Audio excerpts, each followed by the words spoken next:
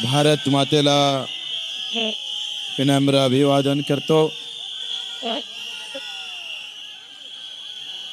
आपल्या सर्व प्रहारच्या कार्यकर्त्याला, सर्व शेतकरी शेतमजूर बांधवाला इतक्या उन्हातान्हात सुद्धा जीवाची पर्वा न करता एकाही पैशाचं कुठलंही आमिष न ठेवता इथं उपस्थित झालात म्हणून तुम्हाला मानाचा मुद्रा अर्पण करतो. खरं तर आज सभा सायन्स कोर मैदानावर होणार होती. आपण विनाकारण वाद वाळू नये म्हणून सभेचं मैदान जरी बदललं असेल पण निवडणुकीतलं मैदान आम्ही मारल्याशिवाय राहणार नाही. मैदान कोणतंही ठेवा राणा, जीत हमारी होंगी. तू कबड्डी में खेलेगा तो भी हारूंगा, क्रिकेट खेलेगा तो भी हारूंगा, तू अगर खो खो खेलेगा उसमें भी हारूंगा, तू अगर कुश्ती खेलेगा तो ऊपर पटक के गिराऊंगा साले. जिधर जिधर से आएगा उधर उधर से हमारा कार्यकर्ता रोकेगा तेरे को. ये कालिया, ये ताकत किसान की है. इस सनी देओल का रोल में है अभी सब. ये कालिया, ये ताकत मजदूर की है. अगर हाथोड़ा उठा लेता है ना तो मुसीबत खड़ी हो जाती है. हाल अगर चला देता है ना तो जमीन भी फाड़ देता है किसान, जमीन भी फाड़ देता है किसान. तू हमसे टक्कर मत लेना. ये किसान की औलाद खड़ी है यहाँ, किसान की औलाद खड़ी है. और ज्यांनी ज्यांनी दाबण्याचा प्रयत्न केला असेल, तुमने दबाने की कोशिश की. हम ऐसे उफर कर बाहर आ गए कि अब तेरी गिरने की कहाँ गिरेगा ये पता नहीं तुझे को. काल आम्हाला तुम्ही दाबण्याचा प्रयत्न केला. आज या सर्वसामान्य माणसाने दाखवून दिलं, अगर हाथ लगाएगा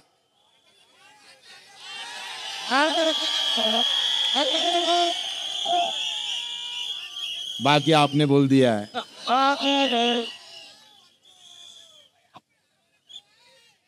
25-20 वर्षामध्ये आम्ही विनाकारण कोणासोबत राजकीय दृष्ट्या खटकून घेतलं नाही. आम्ही खटकून घेतलाय शेतकऱ्यासाठी, शेतमजुरासाठी. हे रफिक भाई आले आमचे पुण्यावरून. काय गरज आहे हो एवढी आत्मीयता? काय जिंकलं आम्ही, काय कमावलं आम्ही? मित्र, ज्याला 2 पायानं चालता येत नाही तो माणूस पुण्याहून येऊन आमच्या विजयासाठी मेहनत करतं. हे कमावलं आम्ही, हे कमावलं. तुमचा नेता मुंबईहून येतं पण आमचा कार्यकर्ता 2 पाय नसताना पुण्याहून येतो. लक्षात ठेवा.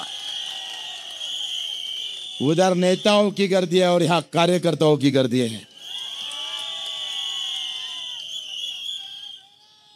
अरे खुर्च्या लावल्या असत्या तर मैदान कमी पडलं असतं.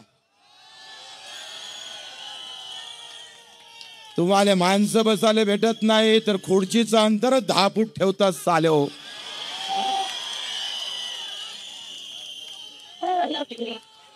हे गर्दी काय आपण पाहतो एवढ्या उन्हात अनात आहे कुठे थांबणारा कार्यकर्ता तुमच्याकडे? नैनानं सांगितलं हा कार्यकर्ता जीवा मरणाची कुठलीही कधी पर्वा करत नाही. अरे आम्ही भाग्यवान आहे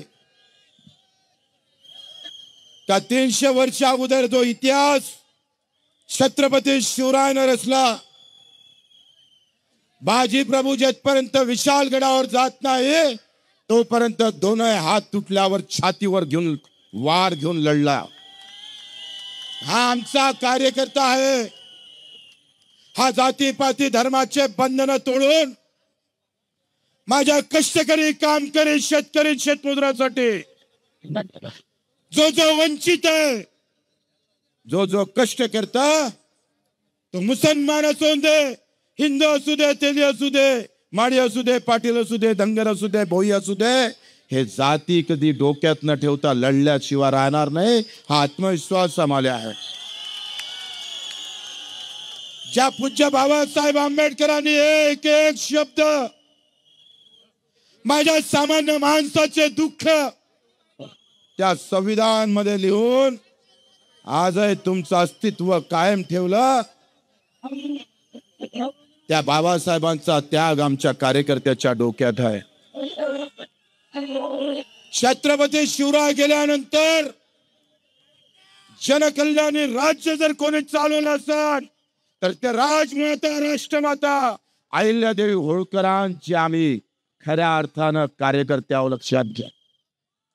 महात्मा फुले असेल, अण्णाभाऊ साठे असेल, या सगळ्या विचारवंताच्या विचारावर एक एक पाऊल मित्र टाकायचं आहे. काल त्यांनी असं प्लॅनिंग होतं का आम्ही मैदान बुक केल्यानंतर आम्ही तिथं जावं, मारावं, कुठेतरी दंगा करावा आणि आमच्या दोघांना अटक अंदर घालावं. पण हे प्लॅनिंग तुमच्या आमच्या समजदारीनं ते रद्द झालं. एवढ्या खालच्या स्तरावरचं राजकारण त्या जिल्ह्यात कधीच झालं नाही. 22 तारखेला भाजपाची परवानगी रद्द झाली. अधिकाऱ्यानं सांगितलं का तुम्हाला परवानगी देता येणार नाही, प्रहार शक्तीला ते मैदान दिलेलं आहे. 23 तारखेला सकाळी 8 वाजता शिव गेले आणि शिवनं पूर्ण मैदान पाहिलं. तिथं रानाचा मंडप लागला होता. लगेच पोलीस आयुक्ताला नोटीस दिली. अत्याचार कसा असतं एखाद्या पिक्चर मध्ये सुद्धा अशा पद्धतीनं दाखवल्या जात नाही, त्याचा बदला घ्यायला लागते म्हणून सांगतोय. मित्रो, हा लोकशाहीचा खून आहे. दिनेश बुकची सभा रद्द नाही केली, लोकशाहीवर घाला घातला आहे. आणि जो जो भारताच्या लोकशाहीवर घाला घाला त्याला उपळून फेकण्याची ताकद प्रहारमध्ये आहे, लक्षात ठेवा. 23 तारखेला अधिकारी गेला. अधिकाऱ्यानं पोलीस आयुक्ताला पत्र दिलं का तो रानाचा मंडप काढून टाका. कारण प्रहारला 23 आणि 24 ला मैदान दिलेलं आहे. आणि अतिरेकेचा मला वाटते हद ओलांडून टाकली. 23 तारखेला सकाळी मंडप काढा म्हणतं रानाचा आणि 23 तारखेला रात्री 7 वाजता आमची परवानगी नाकारतं आणि ज्याला नाकारली त्या बीजेपीला हे मैदान देतं. मित्र हो, हा इतका लहान विषय नाहीये, हा एवढा सोपा विषय नाहीये. अमितजी शहाना माहित आहे का मला माहित नाही, पण राणा भाजपची संस्कृती विसरून भाजपला बेकार करण्याचं काम करत आहे, लक्षात घ्या.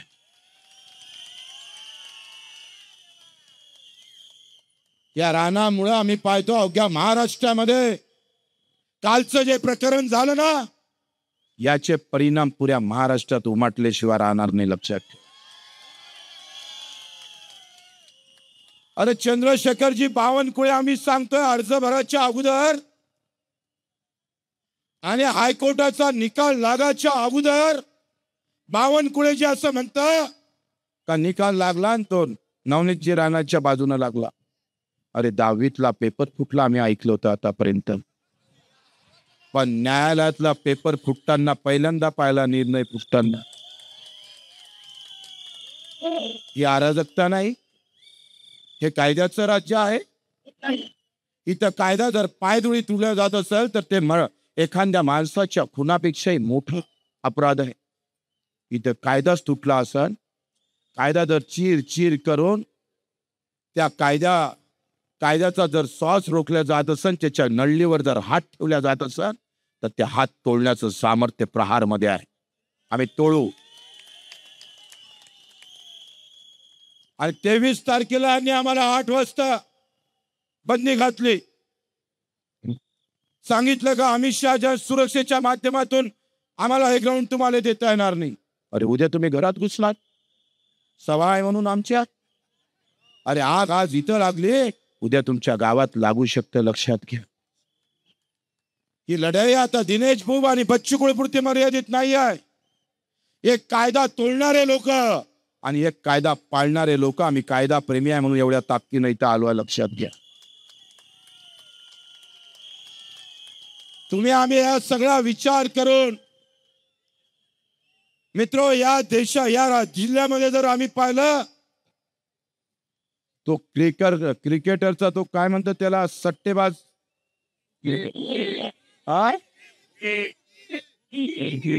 बुकी माहित,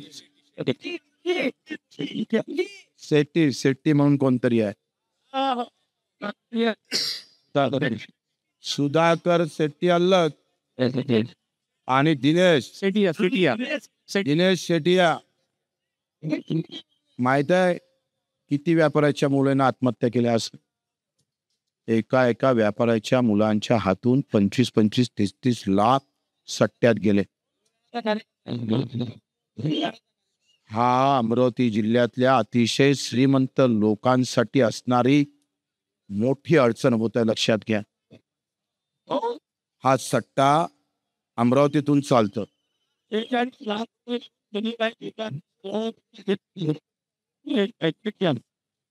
मित्र, ही जी लढाई आहे ती फक्त निवडणुकीपुरती नाही आहे. पब सुरू झाला अमरावतीत, जुगार चालतं 3 कोटीचा. हा आमचा आयुक्त स्वाभिमान पक्षाचा अध्यक्ष असा वागतोय. हे निवडणूक होऊ दे, मग तुला सांगतो काय असतं प्रहार म्हणून.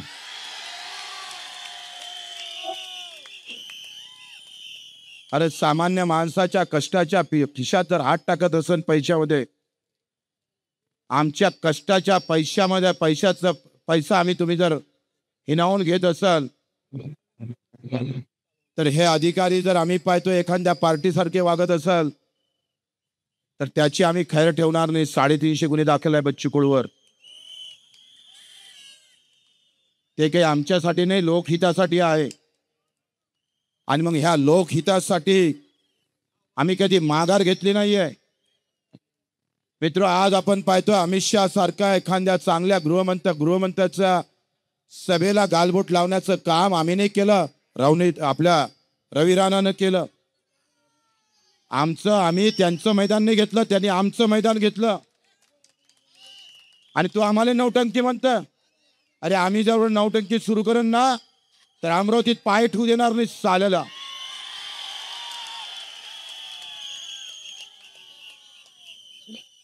मित्र, आपण पाहतोय आता तुम्ही निवडणूक लढताय, 800 रुपये कापसाचे भाव कमी झाले, 45 लाख टन तूर आणले, 2000 रुपये तुरीचे भाव कमी झाले. शिक्के मारताना विचार करा. कुठल्याही पक्षाचं असू द्या, कुठल्याही धर्माचे असू द्या. मला बरं वाटलं रफिक शेठ इथं आले. रहमानबाई आहेच. मागच्या वेळेस आमच्या विरोधात होते, 80,000 मतं घेतले होते आणि मी 5,000 मतांना पडलो होतो. आणि रफिक शेठ म्हणजे काही लहान माणूस नाही आहे, एक विचारवंत आहे. ज्याने छत्रपती शिवाजी महाराजाचा पुतळा ते नगराध्यक्ष असताना अचलपुरात उभा केला.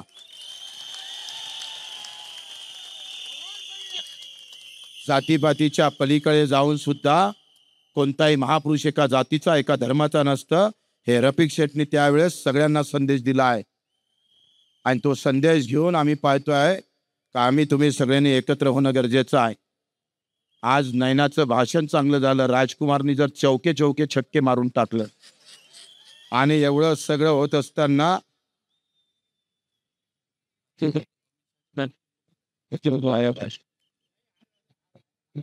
आता हे भाषण सगळे चांगलं होऊन नाही चालत, बटणं दाबा लागल ना, नाही तर बॉम्ब नारे देऊन राहिले. आणि बटनाच नाही दबल्या तर काय पाव तुमच्या इकडे. आता इथपर्यंत जबाबदारी आमची होती. रात्री 3 वाजता झोपायचं, 6 वाजता उठायचं, 100 सभा घेतल्या आपण. ऊन ताण कधी पर्वा केली नाही. पायी पायी चालत गेलोय आपण. प्रत्येक गावामध्ये जिथं जाता येईल तिथं जाण्याचा प्रयत्न केला आम्ही. तुम्ही सुद्धा कष्ट घेतले. पायी फिरला कार्यकर्ता. आम्ही पाहतोय त्या आमच्या चांदूर बाजार, अचलपूर, त्या अंजनगाव, सुरजीला, तिवश्याला लोकांना मोटरसायकल काढली. वर ते सूर्य इतका तपत होता तरी गावातला आमचा कार्यकर्ता दिनेश बुबचा प्रचार मोठ्या सन्मानाने बगर पैशाने करत होता. असा कार्यकर्ता भेटणे नाही. असा कार्यकर्ता हिंदुस्थानाच्या धर्तीवर कोणत्या कोपऱ्यात सापडत नाही. तो महाराष्ट्रात सापडतं. त्याचा अभिमान आहे आम्हाला. तुम्हाला मानाव तेवढं कमीच आहे. अरे नेत्याचे पाय धुवून पेतात लोक. बच्चू कडू तुमचे पाय धुवून पेणार आम्ही.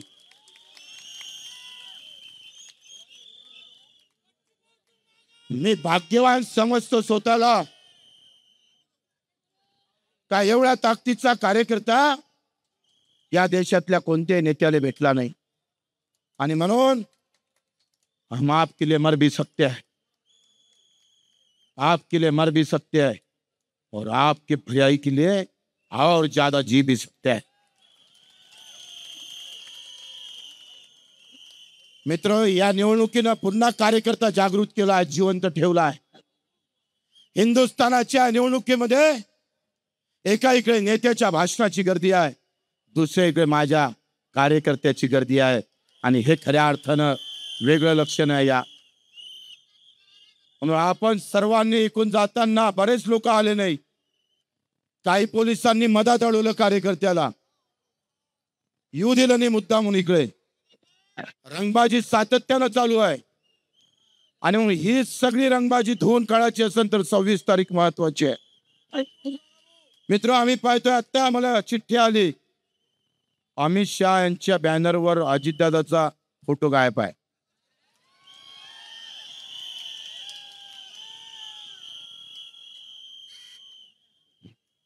ते प्रवीणजी पोटे आणि काय म्हणते निवेदिताताई चौधरी, बोंडे गिंडे 18 पगड मराठी त्याच्या सोबत आहे.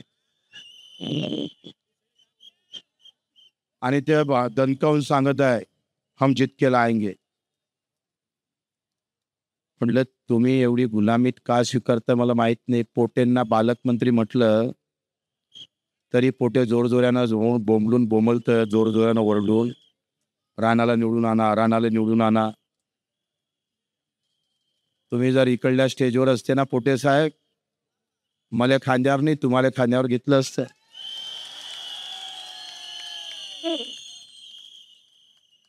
आखरी नावा गावात आणि पदात काहीच नसते. काही लोक असे म्हणा कि भाई इस बार पंजा को जलाना पड़ता. मुस्लिम एरिया में एक अच्छा कार्यकर्ता मिला, बड़े सिट्टी को क्यों नहीं चलाते? नहीं बोले वो बीजेपी का थोड़ा दिख रहा है. मैंने बोला, वो कार्यकर्ता ने बताया अरे एमआईएम वाले ने प्रवीण पोटे को वोट मारे.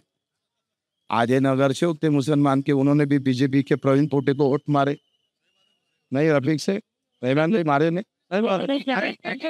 मारे को आधे मुस्लिम नगर से अपने नहीं मारे क्या अकबर भाई? मारे मारे.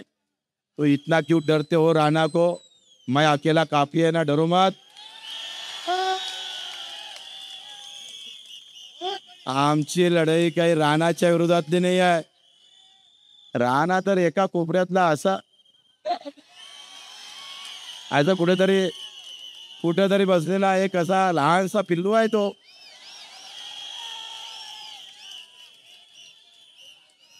अरे हम चलते तो पूरा महाराष्ट्र हला देते हम. अरे आम्ही मंत्रही नाही घेतलं मंत्रीपद, मंत्रालय निर्माण केलेलं आहे. तो त्या नदीतला पाणी घेणारा एक लोटा है. हमने तो नदी पैदा की है यार. तो नदी का निर्माण किया है, मंत्रालय निर्माण किया है. विनाकारण उठला सुटला बच्चू कडू शिवाय तुला दुसरं काही दिसत नाही. जास्त बोलत राहिला तर रात्री स्वप्नात येईन आणि चालला जाशील काम काही वादा होत नाही. इतकं कोणाचं नाव घेणं बरोबर नाही आहे.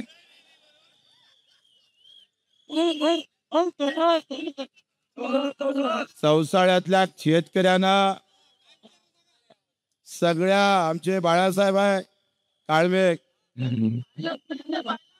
पाय लावून पया लागले यांना. शेतकऱ्यांना हाकललं.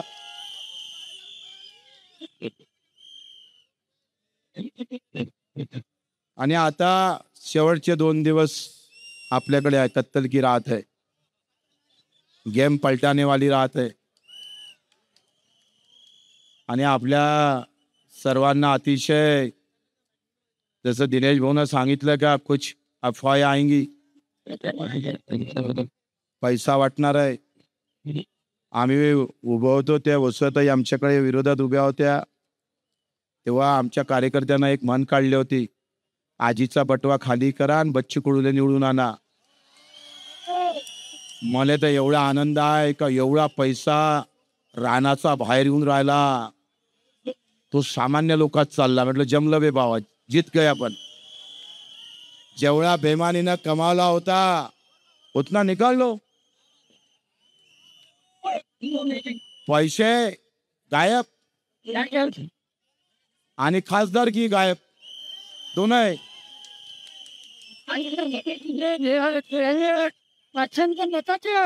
ते सगळ्यांनाच माहित आहे. ते काय सांगायला लागतं. ते एवढ्या दुरून सांगायला आले का तिकडे जे रॅलीत लोक आले ते 500 रुपये घेतले म्हणून. अरे तुम्हाला माहित नाही, हनुमान जयंतीची आता मिरवणूक निघाली आणि प्रॉम्प्लेट मध्ये काय छापलं होतं, मोटरसायकल घेऊन या 1000 रुपये घेऊन जा. जाहीर छापतोय आणि कलेक्टर झोपलाय का तू? काय कारवाई नाही होत. त्या आम्हाला पत्र लिहितं का आचारसंहितेचा कोणताही भंग होऊ नये. आता काय अभंग लिहिला का देणार? हनुमानजीच्या रॅलीमध्ये कार्यकर्त्याला 1000 रुपये घेऊन बोलावतोय. अरे राणा, त्याच्यातले पैसे नाही भेटले म्हणते अजून. तुम्ही गेले होते वाटते तिकडे.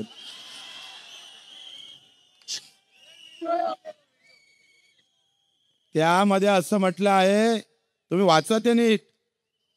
हनुमान जयंतीच्या रॅलीमध्ये मोटरसायकल आणा 1000 रुपये घ्या. हो, आम्ही हनुमान जयंती करतोय. फाटका माणूस खिशात पैसे नसताना 10-15 लोकांना जीव घालतं गावागावात. भक्तिभावना असते ना भाऊ, भक्तिभावना असतं. इथं भक्तिभाव गायब झाला, व्यवहार सुरू झाला. अरे हनुमानजीच्या रॅलीमध्ये तुम्ही 1000 रुपये लोक घेऊन बोलावत असाल तर हा कुठला धर्म आहे तुमचा? ही कुठली वर्तणूक आहे तुमची? अशा प्रकारचं चुकीचं वातावरण निर्माण करण्याचं काम जर कोणी करत असेल तर त्यावर खऱ्या अर्थानं आपण बोललो पाहिजे. मित्र, मी अधिक बोलणार नाही. कालचं सगळं सांगितलं ना. आता बारक्या, कालचा एक शब्द वाचून दाखवतो मी तुम्हाला.